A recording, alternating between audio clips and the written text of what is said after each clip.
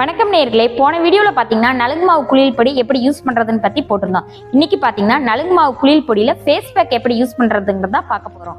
First face bag use பண்ணுறதுக்கு முன்னாடி நல்லா ஃபேஸை இந்த மாதிரி தண்ணியில் நல்லா க்ளீன் பண்ணிக்கணும், நல்லா வாஷ் பண்ணிக்கணும். வாஷ் பண்ணதுக்கப்புறம் இந்த மாதிரி டவலில் ஃபேஸில் இருக்க அந்த தண்ணி ஈரப்பதத்தை எடுத்துடணும்.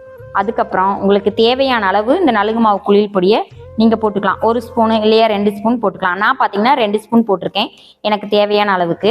அதுக்கப்புறம் பார்த்தீங்கன்னா இதில் ஆட் பண்ணுறதுக்கு காய்ச்சாத பால், தயிர், ரோஸ் வாட்டரு, ஏன் லெமன் ஜூஸ் கூட இதில் ஆட் பண்ணிக்கலாம். நான் இப்போ வந்து தயிர் தான் நான் 1 ஸ்பூன் இதில் ஆட் பண்ண போகிறேன்.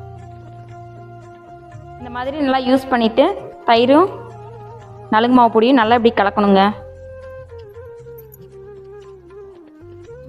இப்போ பாருங்கள், தயிரும் நலுங்கு மாவு குளியல் பொடியும் இதில் நான் ஆட் பண்ணி நல்லா இந்த மாதிரி பேஸ்ட் மாதிரி எடுத்திருக்கேன்.